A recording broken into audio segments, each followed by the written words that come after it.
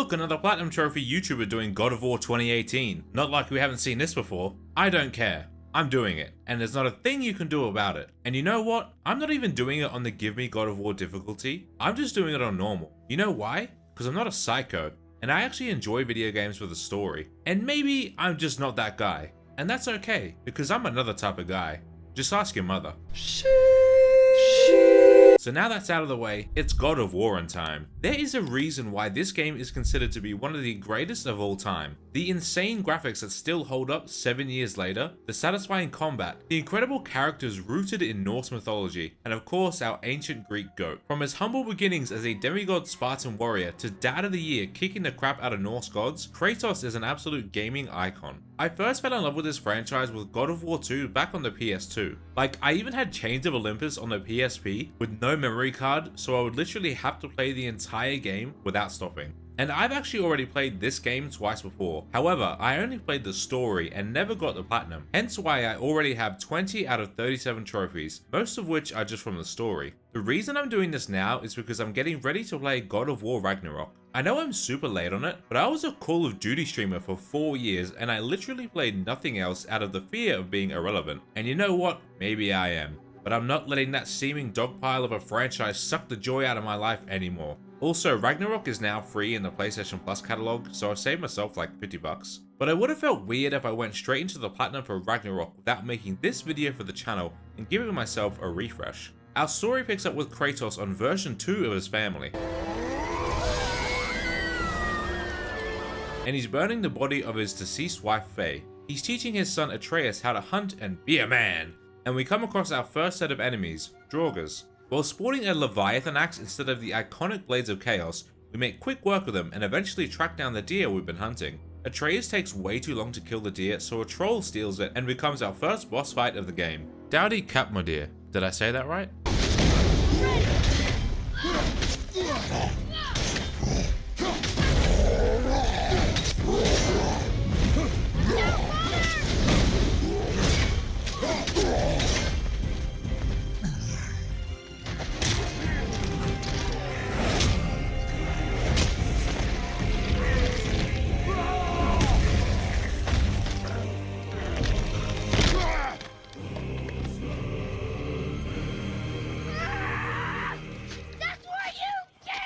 We return home to find Faye's body now reduced to ashes, ready to scatter from the highest peak in the 9 realms, as per her last wishes. But while the lads are chilling, a stranger approaches the door and claims to have heard about Kratos. Kratos insists that the stranger leaves, but he just won't take a hint, which results in another boss fight. You do not want this fight. I'm pretty sure I do. Leave my home.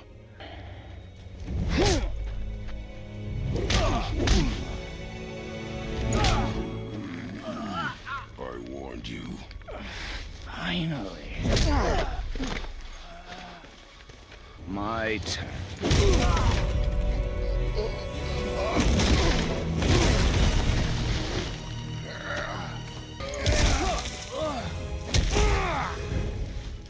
Slow and old.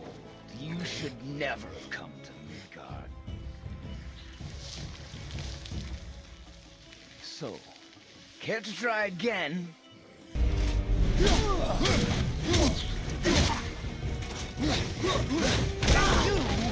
are a fool!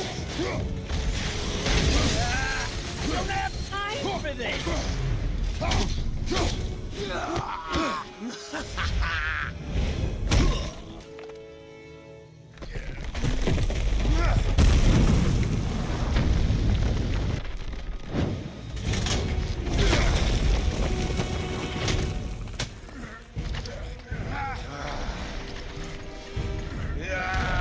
When Odin sent me here, I just needed answers, but you had to act all proud.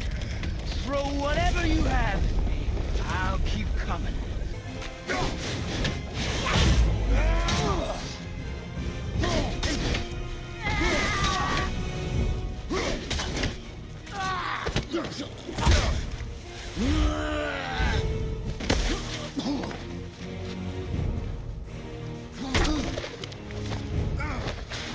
After struggling through the brawl, having apparently killed the stranger, Kratos returns to the house. Continuing our journey to find the highest mountain, we come across some cannibals who try to eat us. Yeah, that's not gonna happen.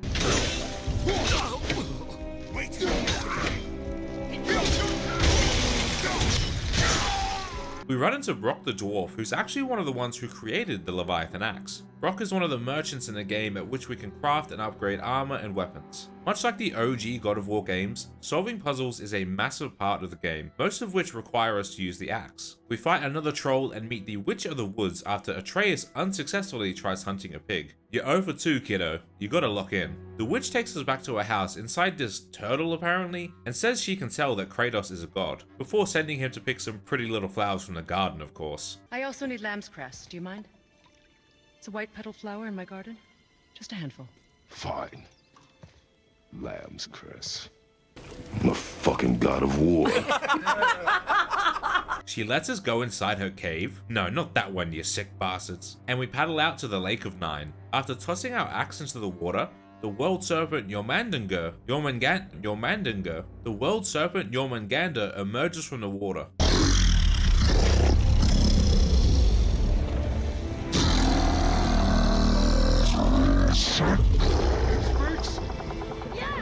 Lowering the water level and revealing a golden temple, statues, and docks. Somehow Brock is already there and gives us the key of Yggdrasil, which allows us to fast travel to other mystic gateways around the map. Now it's time to go up the mountain. Sounds simple enough, right? On the way up we meet Sindri, Brock's brother, who's also a merchant and worked on the axe. Am I the only one who absolutely hates the Revenants? They gotta be the worst enemy in the game. Halfway up the mountain is the Black Breath, a magic cloud of smoke that we can't pass unless we get the pure light of Alfheim. So we head back to the golden temple that the witch refers to as Tyr's temple. Fun fact, Tyr is actually the god of war in Norse mythology. Kratos pushes the bridge to line up with the realm tower for Alfheim and receives the Bifrost, allowing us to travel between realms. Each realm has a corresponding tower on the lake and requires a travel rune to unlock. So the witch gives us the travel rune for Alfheim. But after arriving in Alfheim and seeing that the light is not so bright, the witch gets sucked away. Turns out we've just stumbled into some massive war between the Dark Elves and the Light Elves for control of the light.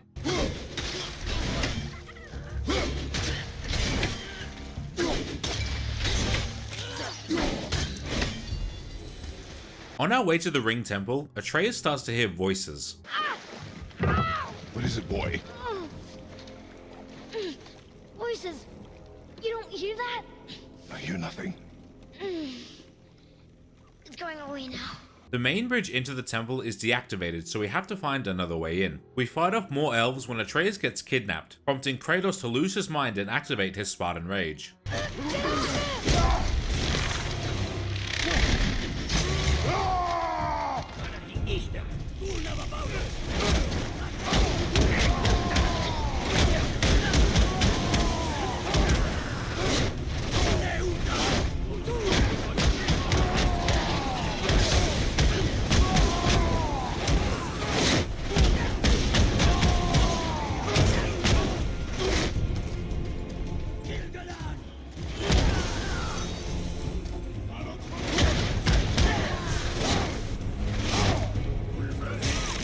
Hold on, boy! Fight! Get away from me!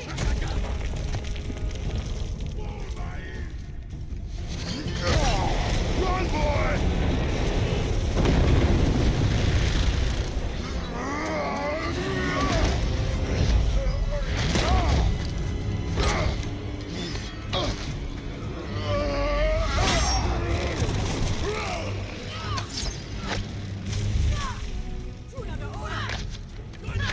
We defeat the Stone Ancient and reactivate the main bridge, allowing us to reach the light, which is guarded by hundreds of elves.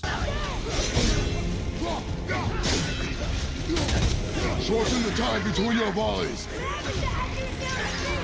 Atreus hears voices inside the light, so Kratos gives him the axe while he charges the Bifrost. But while doing so, he gets sucked into the light and lost in an illusion where he hears Atreus talking to Faye. What only felt like minutes to Kratos was actually a lot longer to Atreus in the real world, who pulls him out after fending off waves of elves. Why did you do that? I saved you! You were trapped in there! I waited and I waited, but you wouldn't come out! So I pulled you out! Boy, I was gone only...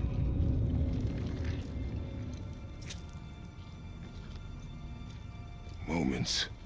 We fully restore the light, but in order to return to the boat, we have to take a detour. And unfortunately for us, an elf boss is waiting for us.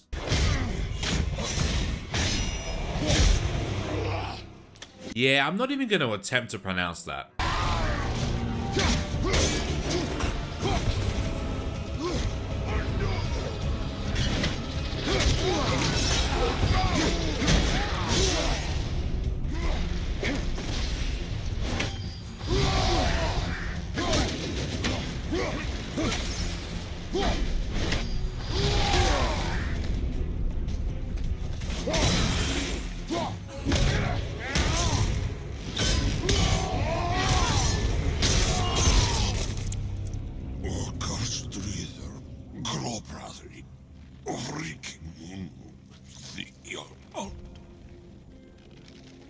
As we defeat the elf, it says that we made a grave mistake, and Atreus questions if we helped the wrong side. Because we just went in there blindly assuming that the Dark Elves were the bad guys?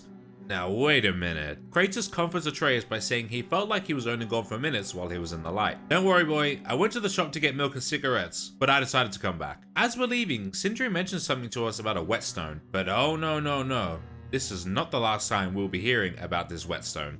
Trust me. We head back to Midgard and we're now able to pass through the black smoke. Now we just need to get to the top of the mountain. Sounds simple, right? How convenient that there's an elevator. But oh no, it's broken. Alright, now we've got the elevator working, we can get to the top without any issues, right? Of course it gets stuck and enemies pile onto it.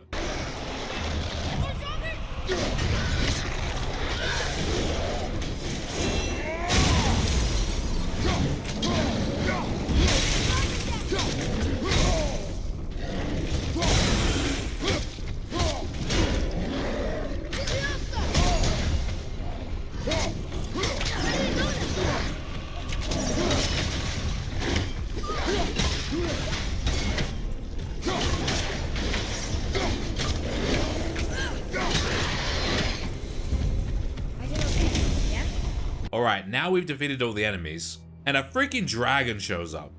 Calm yourself, boy, and stay behind me. Yes, sir! Now, I'm not even complaining because this is a sick boss fight, and this dragon looks incredible.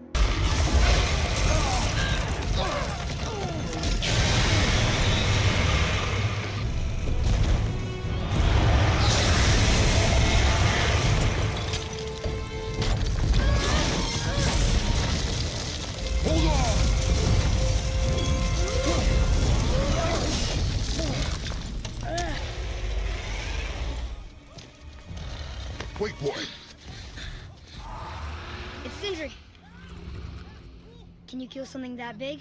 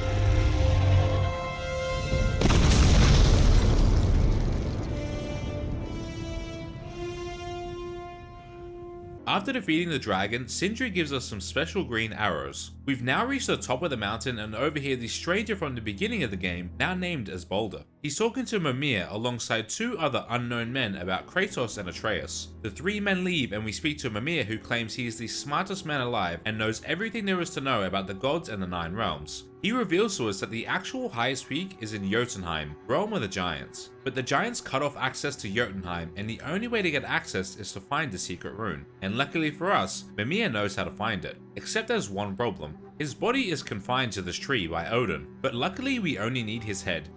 I'm going to cut off your head now. Good enough. And there's one person who can reanimate his head using old magic. So we head back to the Witch of the Woods, who tells us to dispose of the green arrows that Sindri gave us, before reviving Mimir's head and spitting in his face. I'm so jealous. Mimir reveals that the Witch of the Woods is actually the goddess Freya. Back at the Lake of Nine, Mimir uses the horn to call to the World Serpent, who eats the statue of Thor. After butchering the language of the World Serpent, it pushes the bridge to the Helheim Tower. Now we need to learn the secret travel rune to Jotunheim and carve it into the Realm Tower with a magic chisel. Sounds simple enough, right? To get the magic chisel, we need to head into the body of Thamur, a dead giant. On the way there, we meet a lake spirit asking us to find and return the bones of someone named Gulvig, but we'll come back to that later. Thor always took credit for planning that one. The truth is, the sweaty ball-bag just got lucky. On our way, we solve various puzzles and defeat another troll.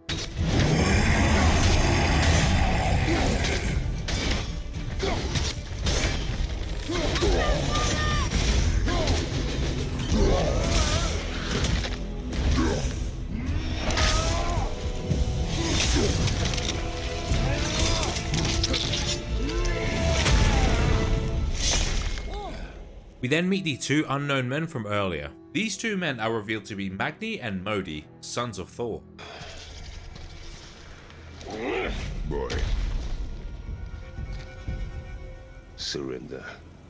The All-Father demands it. No.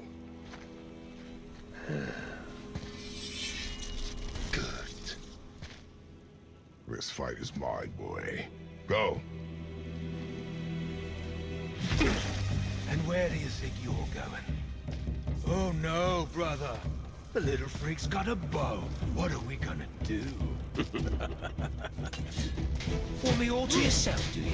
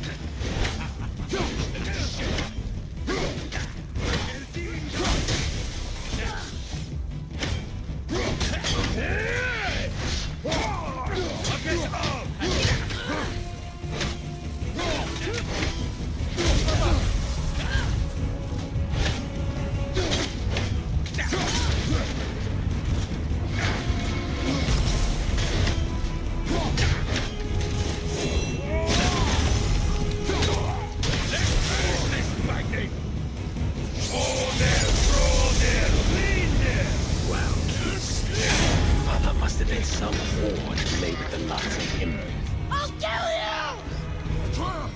Control yourself!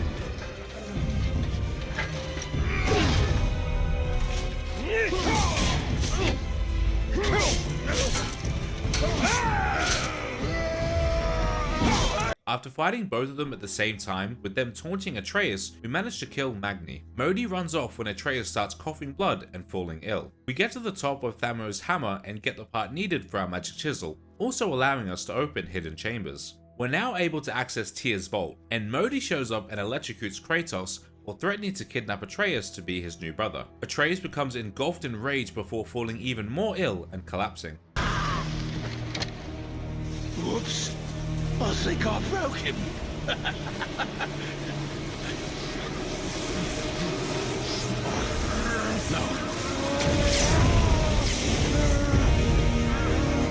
Stay back.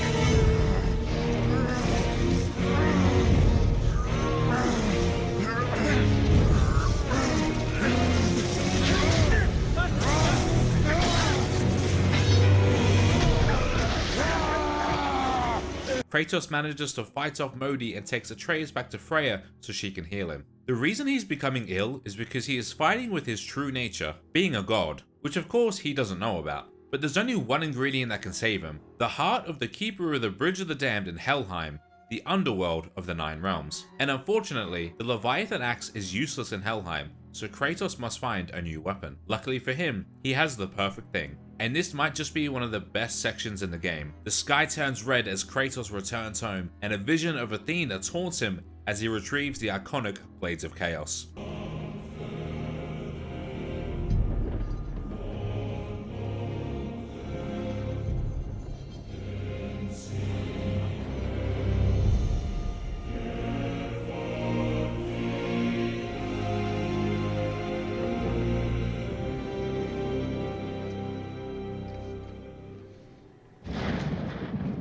There's nowhere you can hide, Spartan. Put as much distance between you and the truth as you want. It changes nothing. Pretend to be everything you are not. Teacher, husband, father. But there is one unavoidable truth you will never escape. You cannot change. You will always be a monster. I know. But I am your monster no longer.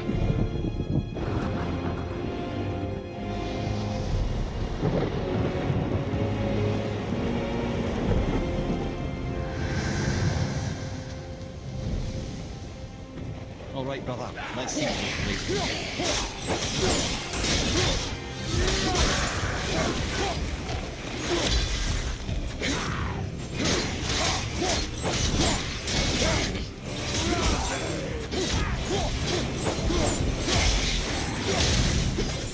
We travel to Helheim and defeat the Keeper of the Bridge of the Damned.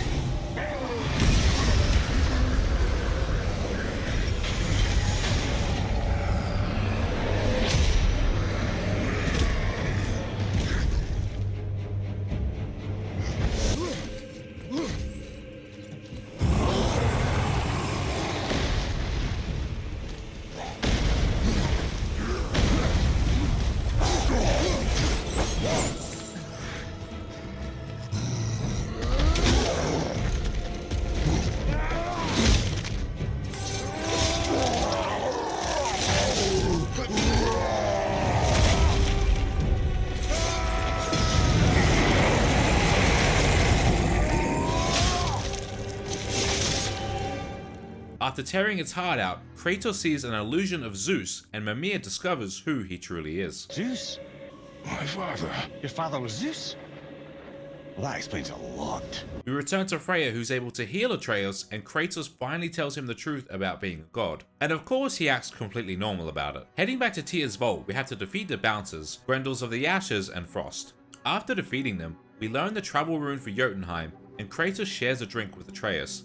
Huh. I remember my first beer. Alright, so we have everything we need, so it's back up the mountain. Third time's the charm, right? Well, Atreus kinda lets the being a god thing go to his head a little bit, and acts like a bit of an asshole to our pal Sindri. Matters.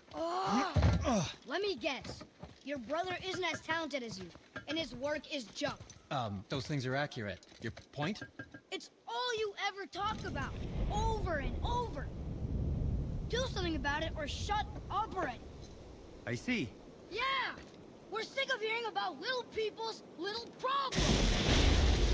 And halfway up the mountain, Modi shows up again after being slapped around by Daddy Thor. Kratos actually decides to spare him, but Atreus doesn't show that same mercy. And to be honest, I don't blame him. No one talks about my mother like that. We can do whatever we want.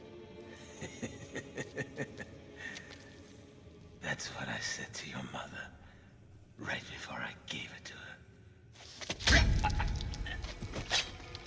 What are you doing? Near the top of the mountain, I found a secret chamber, and inside that chamber was a Valkyrie. And if you played this game before, you know that Valkyries are serious business. I actually defeated a Valkyrie or two on my first playthrough, but I thought it best to leave them until I've upgraded my health and armor. So we'll come back to those later. We finally reach the top of the mountain and open the bridge to Jotunheim when our old friend Baldur shows up and kidnaps Atreus on his dragon.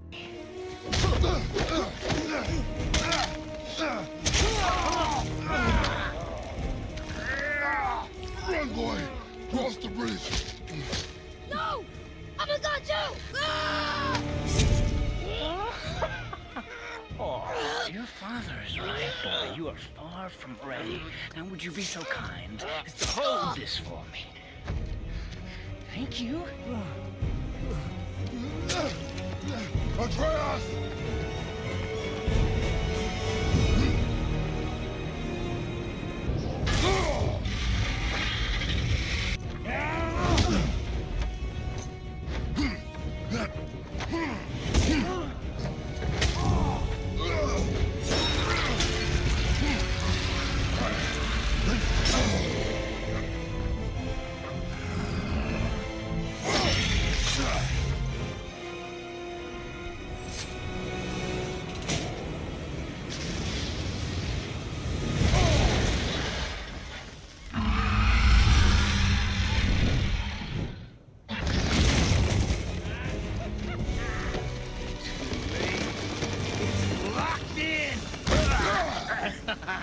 And when the bridge opens, the full weight of Asgard will come crashing down on you. It's over. Is it?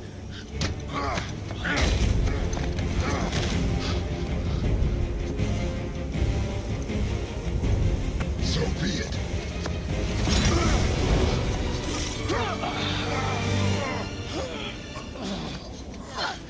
Baldur! No!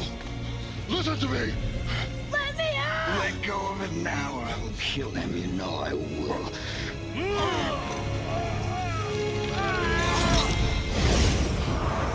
What did you do? Kratos is able to kill the dragon and intercept Baldur and Atreus. He sends them all to the dodgy end of Helheim, and the only way out is to reach the ship and fly to Tyr's temple. We discover that Freya is actually Baldur's mother, and she's the one that placed a spell on him, causing him not to feel pain. Unfortunately, Mimir has been bewitched to not reveal any of this information, which is why he never said anything before. We get to the ship and get it floating towards Tyr's temple after getting it unstuck and fighting off waves of Hellwalkers. After reaching the temple, we find a missing shrine detailing a secret magic method to travel to other realms. But to figure out this method, we need to find a secret chamber and get the help of Brock and Sindri to forge the key. The Bifrost doesn't actually allow access to Jotunheim, however Tyr had special access with his eyes, and Mimir has the same eyes, but he's missing one. The secret chamber is underneath the realm travel room, but when we enter the chamber, we find the temple upside down, so Kratos just has to flip it. An easy feat for him, but there are two chains holding it down. After breaking the chains and flipping the temple for real, we find the Unity Stone, a stone thought to be a myth. This stone allows travel in the realm between realms. To use the Unity Stone, we have to jump off one of the branches of the World Tree, revealing the missing Jotunheim Realm Tower.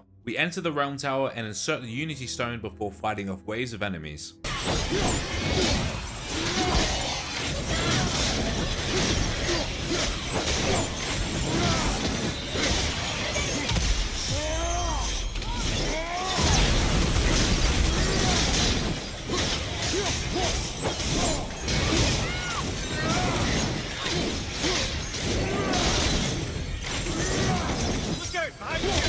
Now that the Jotunheim Realm Tower is back on the Lake of Nine, Mimir speaks to the World Serpent again about retrieving his missing eye to allow us to travel to Jotunheim, which just so happened to be in that statue of Thor that it ate earlier in the game. So we now have to go inside the World Serpent to retrieve it.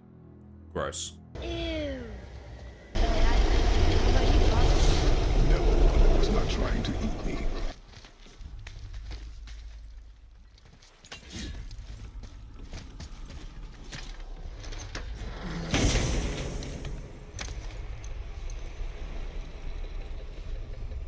Yep, that's an eye.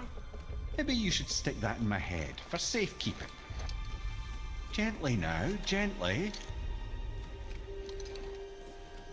Thank you, brother. But after we retrieve the eye, Baldur starts smacking the crap out of the World Serpent, causing it to spit them out back at Thamur the Giant. Freya shows up shortly before Baldur emerges from the water. Shocked and angry to see his mother, he actually tries to kill her. Kratos intervenes and we get our final fight with Baldur. This again. You think you hold me? Run! Stop! Please! We can fix it! I said stop!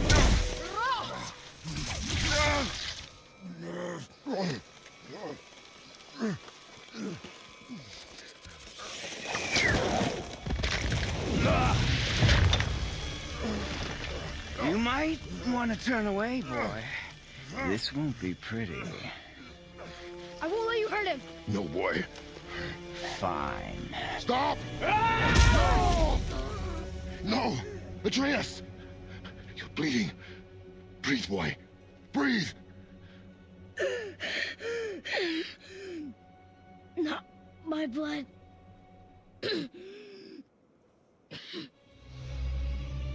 So the green arrows that Freya made us throw away earlier are actually Baldur's weakness. They break the spell and he is now able to feel pain and is no longer immortal. Freya gains control of Thamu's dead body to try and stop the fight, but we eventually get the upper hand.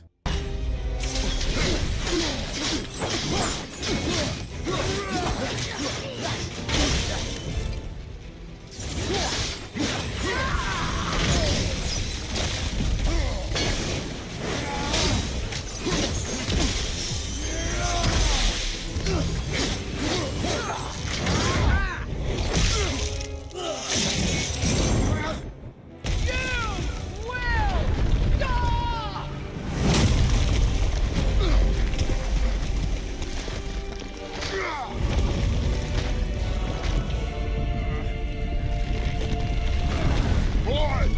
Crystal!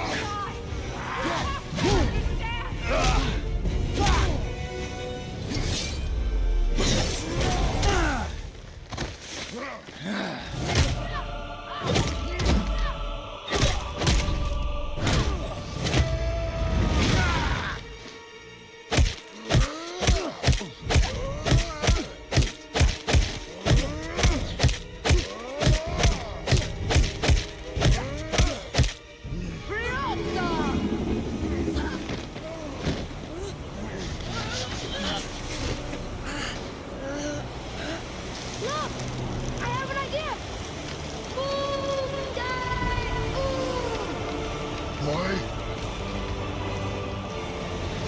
Well done, boy.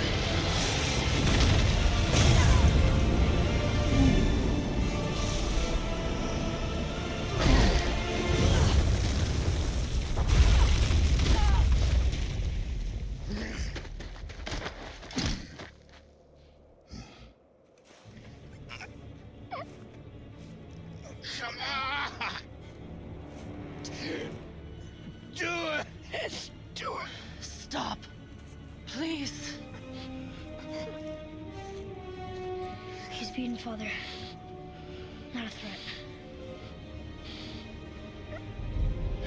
You will not come to us again. You will not touch her. I don't need your protection.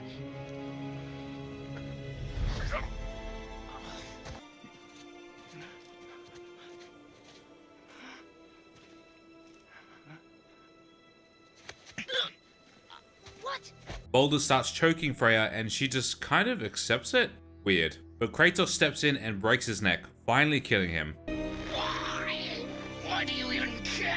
You could have walked away. The Sigurians here must be better than this.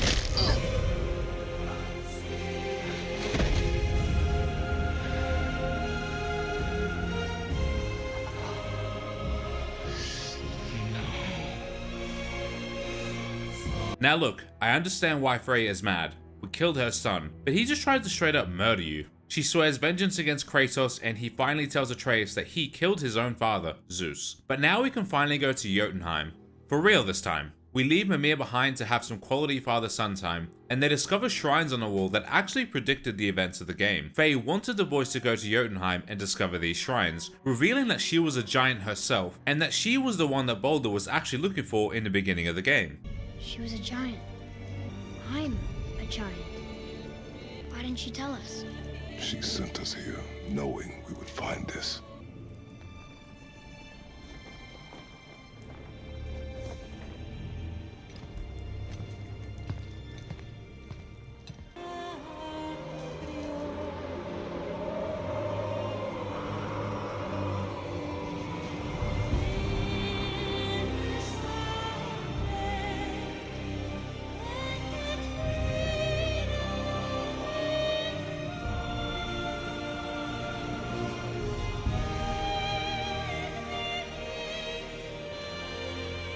Goodbye, Faye.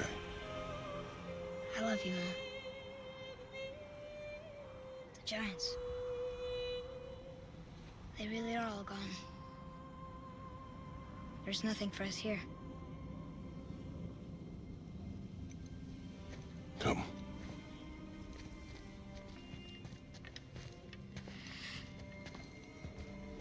So, I get that Mother was a giant, which makes me part giant and part god. And part mortal. Right. I guess there's just one thing I don't understand. My name on the wall. The giants called me... Loki? Loki. That's the name your mother wanted for you when you were born. She must have called you that to her people. But why? A question for another day. Let us go home. We head back to the house and get one of the best teasers for a sequel I think I've ever seen in a game. Who's that? Your ball!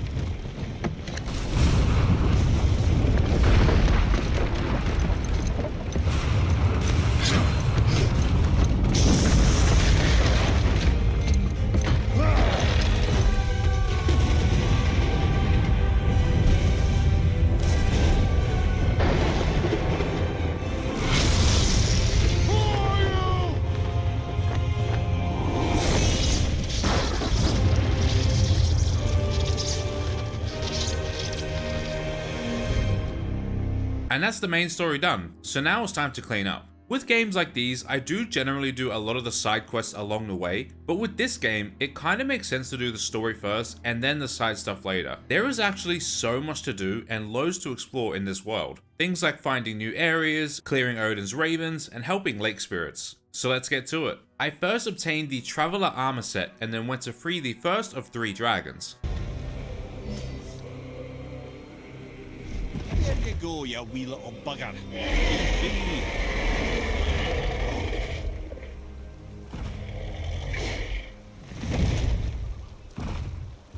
Well, I think Dragon hasn't done much for his personality. I then decided it was time to go find that whetstone Sindri keeps yapping about. So we head into Fafnir's storeroom, but discover it had already been taken by the son of this Reaver spirit. So we steal his dagger and head back to Sindri. While doing some more exploring, I freed the second dragon in Veidregard, and after defeating another troll, I got a trophy for fully exploring the area of Veidregard. I headed to Stone's Fall and destroyed a statue of Thor as a favor to a lake spirit, before meeting with Brock and recovering a ring from a dwarf he knows, and Vari. We find the dwarf, but no ring because it's attached to a Soul Eater. After defeating the Soul Eater and retrieving the ring, we give it to Brock. I then went and found the bones of Gulvig, who actually turns out to be a revenant. So yeah, we got screwed over. Did I mention how much I hate revenants? Okay, you were right.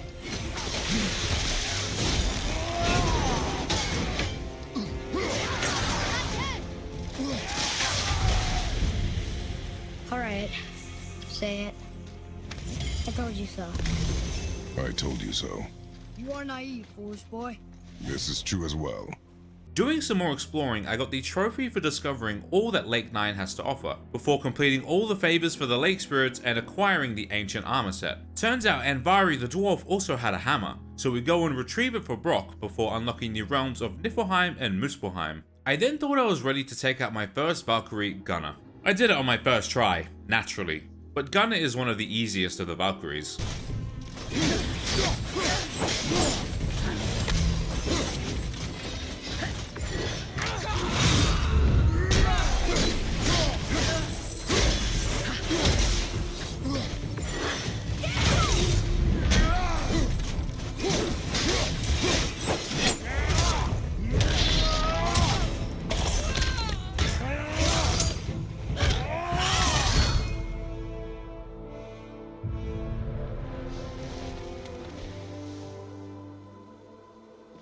You have freed me from my corrupted form. You have my eternal gratitude. But my sisters remain trapped as I was. Take my helm. Find them. Free them. The fate of the Valkyries rests on your shoulders. The Valkyries are servants of Odin who help warriors cross into Valhalla. However, the 8 Valkyries have been corrupted by a curse. This curse has forced them into these physical forms, causing them to go insane, and the only way to free them is by destroying these physical forms. The Valkyries being trapped in this state also led to the overflow of Helheim, which contributed to the rise of Hellwalkers and Draugrs in Midgard. 1 down, 7 to go. We finally tracked down the whetstone from the Reaver Spirit's son, getting the trophy for assisting all the spirits. Back at the temple, Brock and Sindri ask us to find some special items to go along with Anbari's hammer and the whetstone. These special items are found in Conansgard, belonging to a dwarven king, and can be used to craft a special dwarven armor. In Conansgard is the 3rd and final dragon. Rarely does it.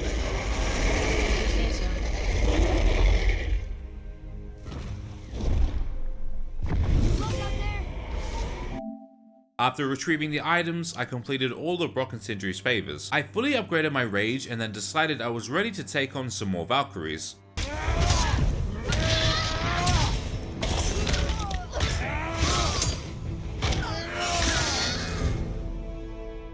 I then fully upgraded my health, found all of the treasure around the map, and took out all of Odin's ravens. Whoa, is that a mockingbird?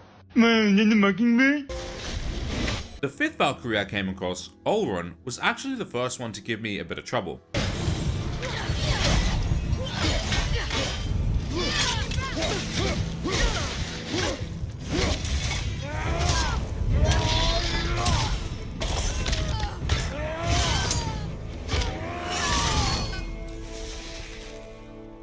But then I found the last artifact, meaning I was dangerously close to finishing the game, yet so far. It was now time to head to Muspelheim, the realm of fire. It's there I would find the last Jotnar shrine and have to complete the trials of Muspelheim. These trials contain 6 arenas with 2 combat trials each, all with different rules. They weren't overly hard, just a bit long and tedious, with the final trial of the first phase being Gondul the Valkyrie.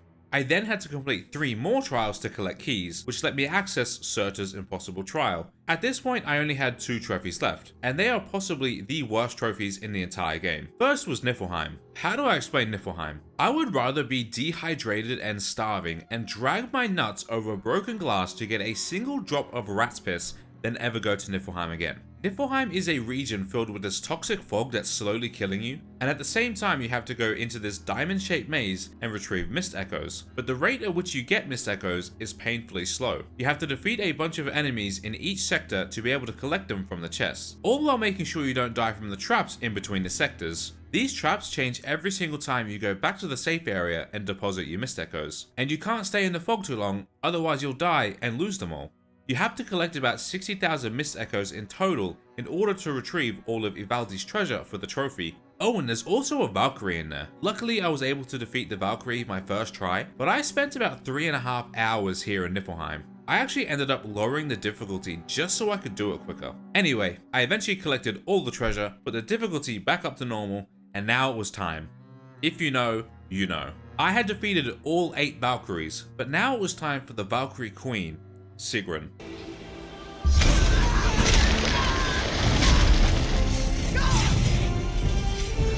Hailed as one of the hardest bosses in gaming history, and is definitely the hardest boss in God of War. And it's a freaking side quest. So each Valkyrie has their own set of moves. When fighting them, it becomes pretty easy to memorize their moveset so you can learn how to block and dodge accordingly. Well, Sigrun has all of them, and then some. Her health bar is also about triple the size, and any hit from her is lethal. I kid you not. I sat here for 3.5 hours, and remember, I'm just playing on normal difficulty. Massive props to you guys who did it on Give Me God of War. There were so many times where I got so close, but I just couldn't finish her off.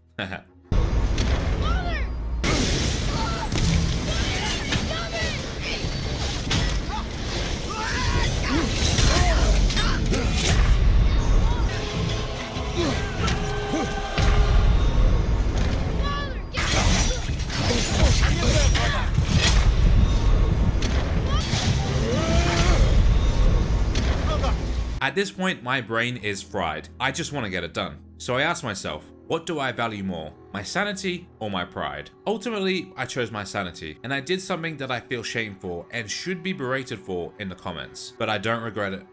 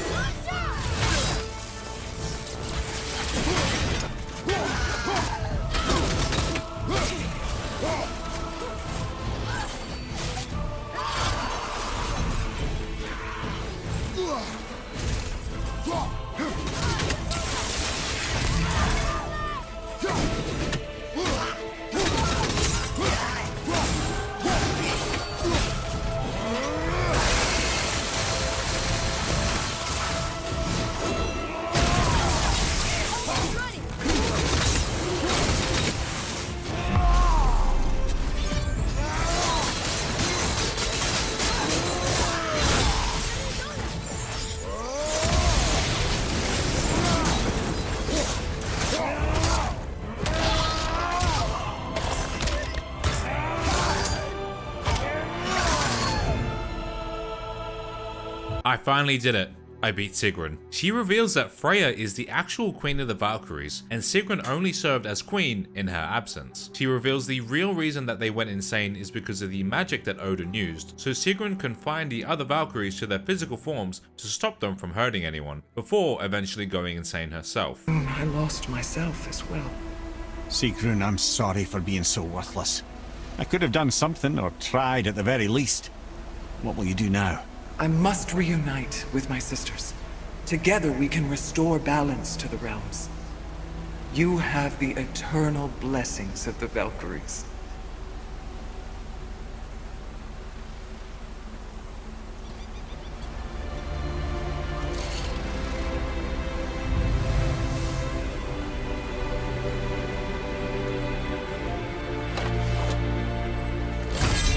Well, we did it. Well, we did it. And now I can rest. Unfortunately, the part of the recording of where I actually beat Sigrun and got the trophies got corrupted on my OBS, so I had to pull the clip straight from the PS5, which is why the colors might not look as fresh and why I didn't get the trophy sounds. Apart from Niflheim and Sigrun, this really is the closest thing to a perfect game, and I absolutely cannot wait to play Ragnarok. If you enjoyed the video, make sure you leave a like and tell me how much of a pussy I am for lowering the difficulty, and subscribe to the channel to catch the next platinum video.